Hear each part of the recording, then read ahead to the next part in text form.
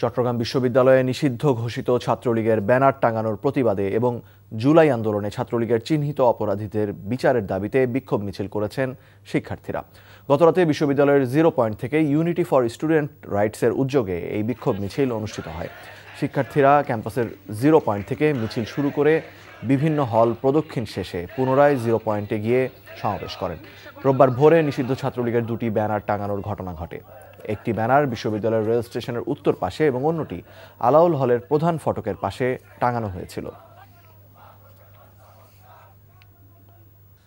বাংলাদেশ খুব সংকটময় অবস্থানে আছে উল্লেখ করে প্রধান নির্বাচন কমিশনার AMM নাসির উদ্দিন বলেছেন, দেশ কোন দিকে যাচ্ছে তা আগামী নির্বাচনের উপর নির্ভর করছে।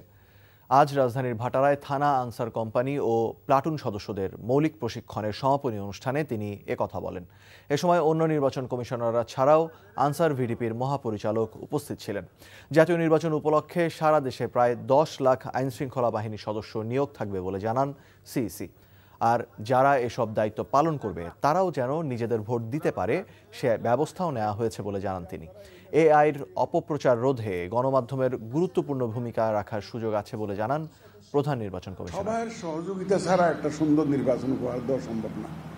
আমি সারা কেন্দ্র যদি আনসার বিডিপি আর্মি দিয়ে বড় বলি, যদি রাজনৈতিক দলগুলো যদি সহযোগিতা প্রত্যাশিত মাত্রায় না করে, আর ওনারাই তো মেজর প্লেয়ার, একটা মেজর প্লেয়ার, সুতরাং সব এরা একটা বড় অংশীজন, ভোটাররা একটা বড় অংশীজন। সুতরাং ভোটার, রাজনৈতিক দল, আমাদের সাংবাদিক ভাই বোনেরা, বিভিন্ন বাহিনীর লোকজন,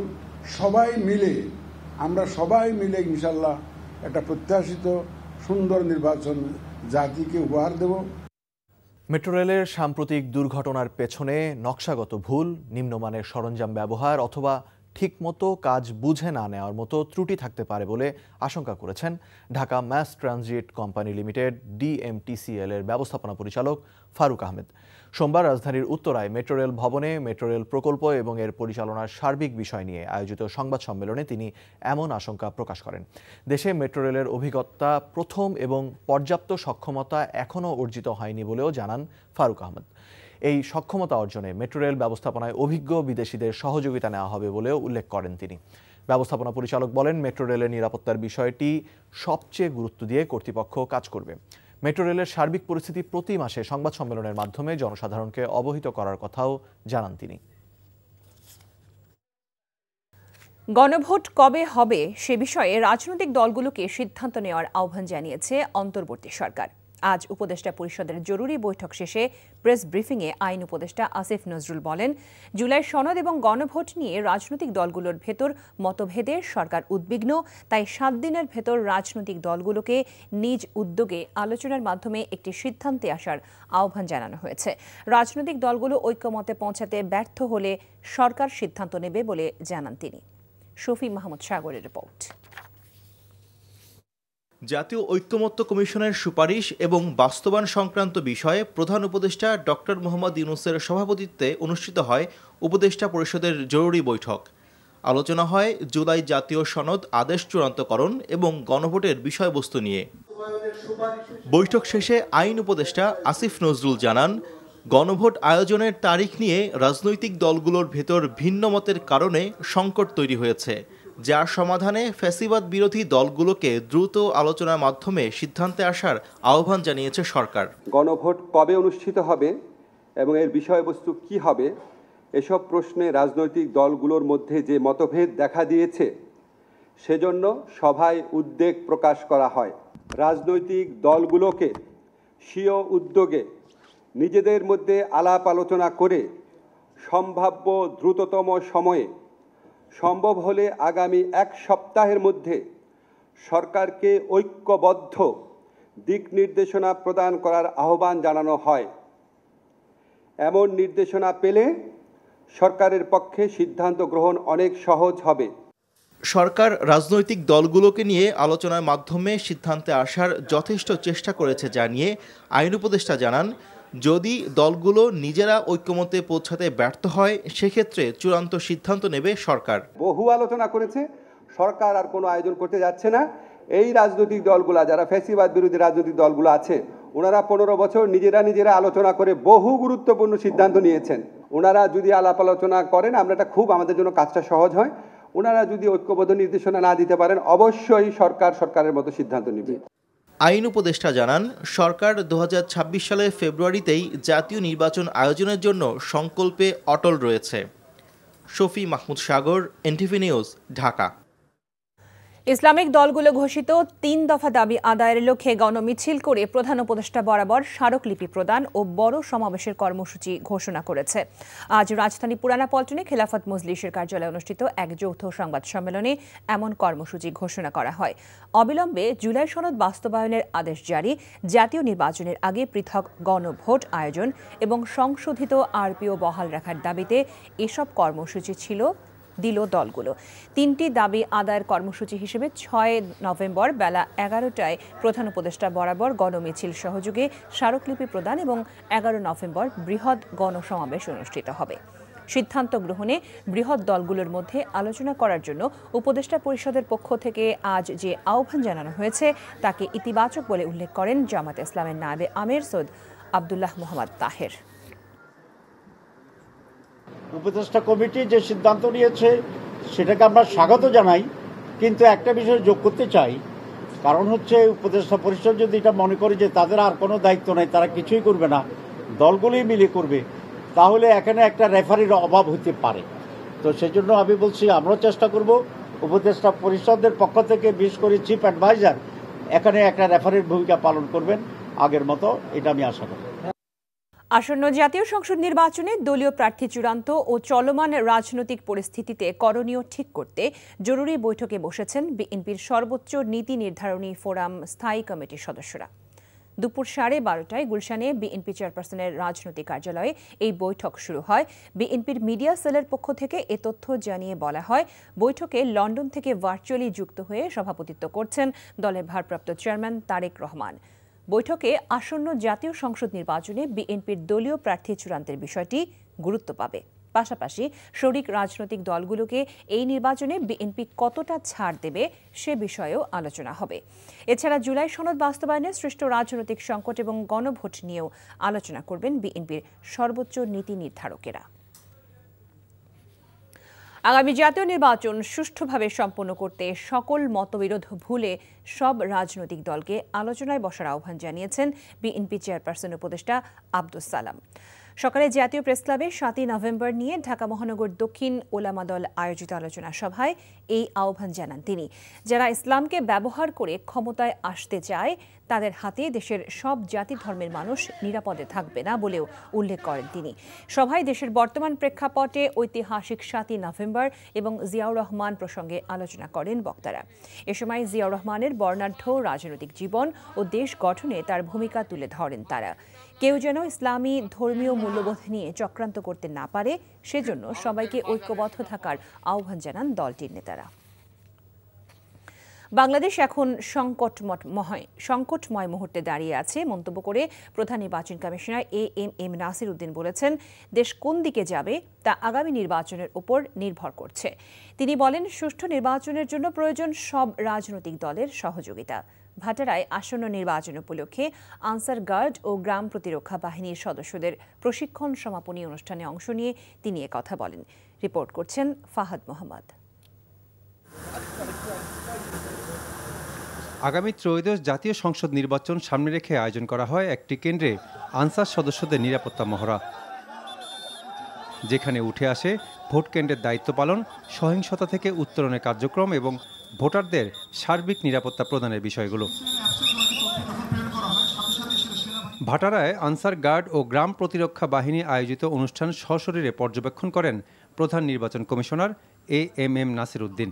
নির্বাচনে আনসার সদস্যদের ভূমিকা অত্যন্ত গুরুত্বপূর্ণ উল্লেখ করে প্রধান নির্বাচন কমিশনার বলেন, দেশ সংকটময় মুহূর্তে দাঁড়িয়ে আছে। গণতন্ত্রের পথে দেশ কিভাবে হাঁটবে তা নির্ভর করছে আগামী নির্বাচনের উপর। বাংলাদেশ এখন খুব একটা সংকটময় মুহূর্তে দাঁড়িয়ে আছে। আমরা জাতি হিসাবে, দেশ হিসাবে কোন দিকে যাব, গণতন্ত্রের পথে কিভাবে হাঁটব, এই সব কিছু নির্ভর করছে কিন্তু আগামী নির্বাচনের উপর। এটা ক্রিটিক্যাল অবস্থায় দেশ যখন রয়েছে, এখানে আমাদেরকে গতানুগতিক ধারায় কাজ করলে হবে না। গতানুগতিক পন্থায় যে ধরনের কাজ হয় তার বাইরে গিয়ে আমাদেরকে কাজ সমাধান করতে হবে। তিনি জানান, যারা নির্বাচনের দায়িত্বে থাকবেন, কারাবন্দী আছেন এবং প্রবাসীদের জন্য অ্যাপে রেজিস্ট্রেশনের মাধ্যমে এবার ভোট দেওয়ার ব্যবস্থা করা হয়েছে। তাছাড়া রাজনৈতিক দলের সহযোগিতা ছাড়া সুষ্ঠু নির্বাচন সম্ভব নয় বলেও মন্তব্য করেন প্রধান নির্বাচন কমিশনার। সবার সহযোগিতা ছাড়া একটা সুন্দর নির্বাচন উপহার দেওয়া সম্ভব না। আমি সারা কেন্দ্র যদি আনসার, বিডিপি, আর্মি দিয়ে বড় ফেলি, যদি রাজনৈতিক দলগুলো যদি সহযোগিতা প্রত্যাশিত মাত্রায় না করে, আর ওনারা তো মেজর প্লেয়ার, একটা মেজর প্লেয়ার, আমরা সবাই মিলে ইনশাল্লাহ একটা প্রত্যাশিত সুন্দর নির্বাচন জাতিকে উপহার দেব, জাতি যাতে আরও সামনের দিকে এগিয়ে যায়। এআই এর অপব্যবহার করে সামাজিক যোগাযোগ মাধ্যমে যে কোনো অপপ্রচারের বিষয়ে সবাইকে সচেতন থাকার আহ্বান জানান প্রধান নির্বাচন কমিশনার। Fahad Mohammad, NTV news, Dhaka. বাংলাদেশ ও যুক্তরাষ্ট্রের মধ্যে স্বাক্ষরিত G2G চুক্তির আওতায় দ্বিতীয় দফায় গমভাই এমভি এসপার অ্যারিস নামের আরও একটি জাহাজ চট্টগ্রাম বন্দরের বহির্নোঙরে পৌঁছেছে। ভোরে কুতুবদিয়ায় নোঙর করেছে এমভি এসপার অ্যারিস। জাহাজে রক্ষিত গমের নমুনা পরীক্ষার জন্য সংগ্রহ করবে চট্টগ্রাম সমুদ্র বন্দর উদ্ভিদ সঙ্গনিরোধ কেন্দ্র। এর আগে প্রথম জাহাজে আসে ৫৬,৯৫৯ মেট্রিক টন গম। চুক্তির আওতায় ২,৪০,০০০ মেট্রিক টন গমের মধ্যে বাকি গম আসবে আরও দুটি জাহাজে। প্রয়োজনীয় আনুষ্ঠানিকতা শেষে কাল বন্দরের বহির্নোঙরে জাহাজের গম খালাস কার্যক্রম শুরু হবে বলে জানিয়েছেন এমভি এসপার অ্যারিস জাহাজের স্থানীয় প্রতিনিধি। বর্তমান আইনশৃঙ্খলা পরিস্থিতি অত্যন্ত ভালো থাকায় নির্বিঘ্নে ও সুষ্ঠুভাবে জাতীয় নির্বাচন অনুষ্ঠিত হবে বলে আশাবাদ জানিয়েছেন স্বরাষ্ট্র উপদেষ্টা জাহাঙ্গীর আলম চৌধুরী।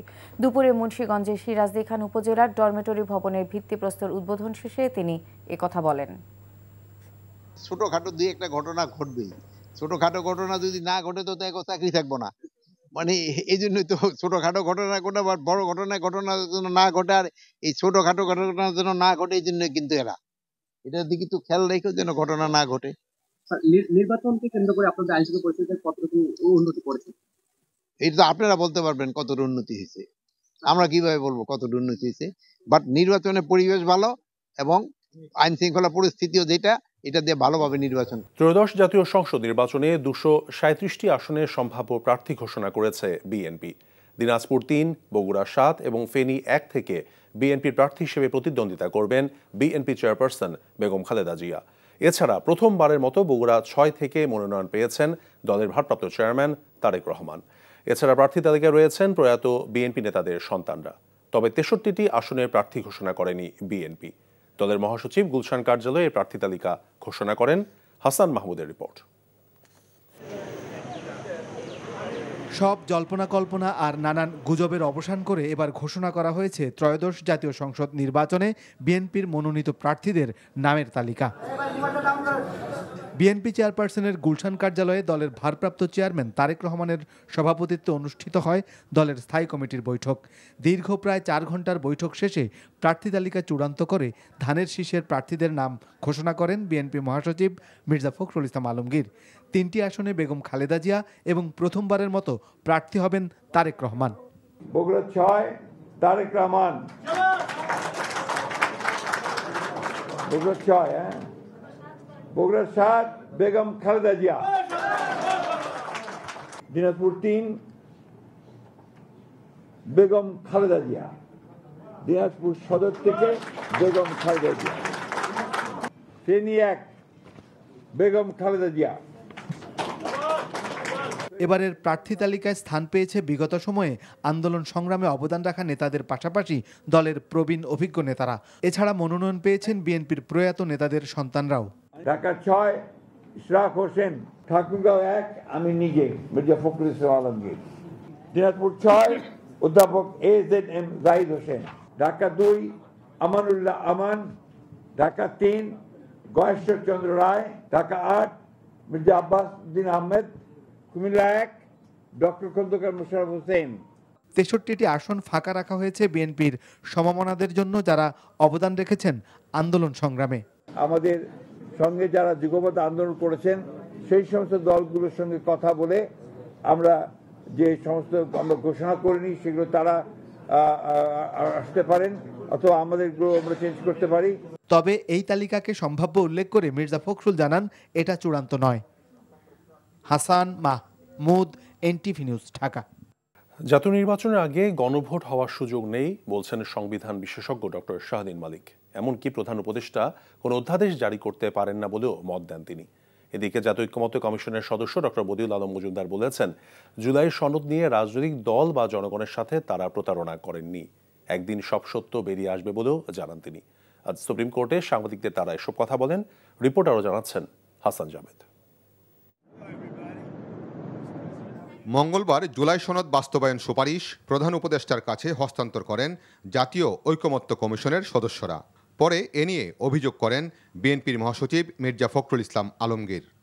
এই ঐকমত্য কমিশন, এটা আমি বলবো জনগণের সঙ্গে এটা একটা প্রতারণা, রাজনৈতিক দলগুলোর সঙ্গে এটা প্রতারণা। তার এই অভিযোগের জবাব দেন জাতীয় ঐকমত্য কমিশনের সদস্য ডক্টর বদিউল আলম মজুমদার। ফেব্রুয়ারিতে নির্বাচন হতে হবে বলেও মত দেন তিনি। যারা ওই ঐকমত্য কমিশনে আলোচনায় ছিলেন, এখন তারা বলছেন যে আপনারা জাতির সাথে বেইমানি করেছেন, রাজনৈতিক দলগুলির সাথে প্রতারণা করেছেন, এবং এই যে কথাগুলি বলছে আসলে তারা কোন জায়গায় বলছে। আমার একটাই বাক্য আমি বলবো এর উত্তরে, ট্রুথ শ্যাল ট্রায়াম্ফ, যে সত্য একদিন বেরিয়ে আসবে। আমি চাই ফেব্রুয়ারিতে নির্বাচন হোক, নির্বাচন হওয়াটা দরকার। জাতীয় সংসদ গঠনের পর সংবিধান সংস্কার পরিষদ 270 দিনের ভেতর জুলাই সনদ বাস্তবায়নে বাধ্য থাকবে, অন্যথায় স্বয়ংক্রিয়ভাবে জুলাই সনদের বিষয়গুলো সংবিধানে যুক্ত হবে। ঐকমত্য কমিশনের এমন সুপারিশকে অসাংবিধানিক বলে মন্তব্য করলেন সংবিধান বিশেষজ্ঞ ডক্টর শাহদিন মালিক। আগে গণভোট পরে সংশোধিত হয় না, অতএব আগে সংসদ নির্বাচন হয়ে তাড়াতাড়ি তারপর সংসদ যদি পাশ করে মনে করে এটা গণভোটে দেওয়া দরকার, তখন এটা গণভোটে যাবে। আর এই 48টা প্রস্তাবের উপরে গণভোট মানুষ কেমন করে বুঝে হ্যাঁ না বলবে, এটা তো সম্পূর্ণ অবাস্তব একটা প্রস্তাব। আইন পাশ করার ক্ষমতা হলো সংসদের, আর ক্ষেত্র বিশেষে যখন সংসদ থাকে না তখন সাময়িকভাবে সেই অধ্যাদেশের মাধ্যমে এটা রাষ্ট্রপতিকে দেওয়া হয়েছে। এখন প্রধান উপদেষ্টা তো প্রধানমন্ত্রীর মতো, অর্থাৎ নির্বাহী বিভাগের প্রধান বা প্রধানমন্ত্রী বা প্রধান উপদেষ্টা কখনো আইন পাশ করতে পারেন, এটা তো হয় না। এগুলি তো আইনে নাই, এগুলি সব উদ্ভট ধারণা। Hasan Javed, NTV news, Dhaka. জুলাই সনদ বাস্তবায়ন, গণভোট এবং আরপিওতে কোনো পরিবর্তন না আনার দাবিতে 6 নভেম্বর গণমিছিল নিয়ে প্রধান উপদেষ্টা বরাবর স্মারকলিপি দেওয়ার কর্মসূচি দিয়েছে জামায়াত ইসলামী সহ 8টি রাজনৈতিক দল। দাবি না মানলে আগামী 11 নভেম্বর ঢাকায় বড় সমাবেশের ঘোষণা দলগুলোর। আর আলোচনার মধ্য দিয়ে সংকট সমাধানে রাজনৈতিক দলগুলোর প্রতি সরকারের আহ্বানকে স্বাগত জানিয়েছে জামায়াত। নূর হোসেনের রিপোর্ট। জুলাই সনদ বাস্তবায়ন ঘিরে সৃষ্ট জটিলতা নিরসন ও 5 দফা দাবি আদায়ে পরবর্তী করণীয় ঠিক করতে রাজধানীর পল্টনে বাংলাদেশ খেলাফত মজলিসের কার্যালয়ে জরুরি বৈঠক করেছেন জামায়াতে ইসলামী, ইসলামী আন্দোলন সহ সমমনা 8 রাজনৈতিক দলের শীর্ষ নেতারা। বৈঠক শেষে যৌথ ব্রিফিংয়ে বাংলাদেশ খেলাফত মজলিসের আমির মাওলানা মামুনুল হক বলেন, 5 দফা দাবি আদায়ে অনড় দলগুলো, ঘোষণা করেন পরবর্তী কর্মসূচি। বৃহস্পতিবার 6 নভেম্বর বিভিন্ন রাজনৈতিক দল ভিন্ন ভিন্ন গণমিছিল করে পল্টনে এসে আমরা একীভূত হব। যদি এর মধ্যে আমাদের এই দাবিগুলোর বিষয়ে যদি সন্তোষজনক কোনো অবস্থান গ্রহণ করা না হয়, অগ্রগতি না হয়, তাহলে সেই ক্ষেত্রে আমরা 11 নভেম্বর রাজধানীতে সমাবেশ করব। নির্বাচনের দিন গণভোট হলে সনদ বাস্তবায়ন হুমকির মুখে পড়বে বলে জানান ইসলামী আন্দোলনের আমির। বিএনপি যে বলছে একই দিনে গণভোট এবং সেখানে জাতীয় নির্বাচন, এরকম নজির কোনো তামাম দুনিয়ার মধ্যেও নাই যে একই দিনে কোনো একটা। আগে বাংলাদেশে তো আমাদের গণভোট হয়েছে, সেখানে কি জাতীয় নির্বাচনের সাথে একত্রিত হয়ে কোনো গণভোট হয়েছে এরকম ইতিহাস তো নাই। এখন আপনারা যে বলছেন যে আপনাদের রাজনৈতিক দলের ভিতর অনৈক্যের কারণে জাতি হতাশ এবং সবাই হতাশ, বাস্তবতা তো তাই। গণভোট ও জুলাই সনদ বিষয়ে সিদ্ধান্ত গ্রহণে রাজনৈতিক দলগুলোকে আলোচনায় বসতে সরকারের আহ্বানকে স্বাগত জানিয়েছে দলগুলো। উপদেষ্টা কমিটি যে সিদ্ধান্ত নিয়েছে সেটাকে আমরা স্বাগত জানাই, কিন্তু একটা বিষয় যোগ করতে চাই, কারণ হচ্ছে উপদেষ্টা পরিষদ যদি এটা মনে করে যে তাদের আর কোনো দায়িত্ব নাই, তারা কিছুই করবে না, দলগুলোই মিলে করবে, তাহলে এখানে একটা রেফারির অভাব হতে পারে। তো সেই জন্য আমি বলছি আমরাও চেষ্টা করব উপদেষ্টা পরিষদের পক্ষ থেকে বিশেষ করে চিফ অ্যাডভাইজার এখানে একটা রেফারির ভূমিকা পালন করবেন এবং বসলেই আমি আশা করি যে একটা রাস্তা বেরিয়ে আসবে ইনশাল্লাহ। আগামী নির্বাচনে জোট না করলেও ইসলামী দলগুলো আসন সমঝোতায় প্রস্তুত বলে জানান নেতারা। নূর হোসেন, এনটিভি নিউজ, ঢাকা।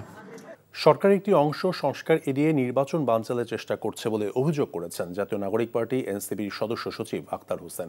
বিকেলে দলটির কেন্দ্রীয় কার্যালয়ে সমসাময়িক বিষয় নিয়ে গণমাধ্যম কর্মীদের জরুরি ব্রিফিংয়ে তিনি এসব কথা বলেন।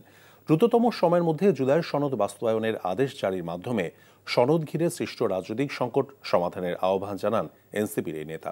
কয়েকদিনের মধ্যেই সংসদীয় আসনগুলোতে জাতীয় নাগরিক পার্টির প্রার্থী তালিকা ঘোষণা করা হবে বলে জানান আখতার হোসেন। সম্মেলনে দলের আরেক নেতা নাসিরউদ্দিন পাটোয়ারি বলেছেন, তরুণদের বাদ দিয়ে গডফাদারদের মনোনয়ন দিয়েছে বিএনপি। বঞ্চিতদের এনসিপিতে স্বাগত জানান তিনি। সরকারের ভিতরে থেকে যদি আবারও নিজেরাই নিজেদেরকে ঐক্যমত্য কমিশনের মতো করে ফাংশনাল করে এই সংস্কার প্রস্তাবনাগুলোকে ডিলে করার কোনো চেষ্টা করা হয়, তার মধ্য দিয়ে কিন্তু বাংলাদেশের নির্বাচন ঝুঁকিতে পড়বে।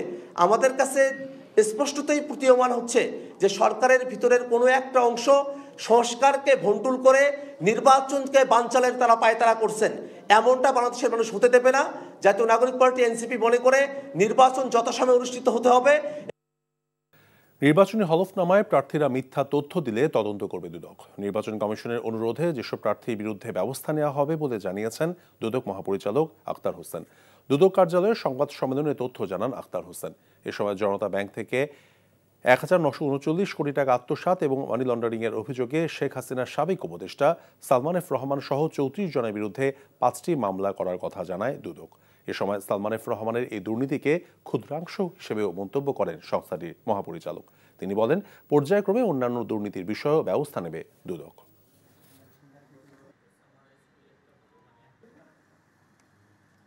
মিথ্যা হলফনামা যারা দিয়েছে এবং নির্বাচন কমিশন থেকে যেগুলো আমাদের কাছে হলফনামায় মিথ্যা তথ্য ছিল, এগুলো আমাদের কাছে প্রেরণ করা হয়েছে এবং দুর্নীতি দমন কমিশন সেগুলো বিবেচনা করছে। ভবিষ্যতেও যদি নির্বাচন কমিশন থেকে এই ধরনের কোনো বিষয় এসে আমাদের কাছে তারা যদি পাঠিয়ে থাকেন, তখন নিশ্চয়ই সেগুলি দেখা হবে।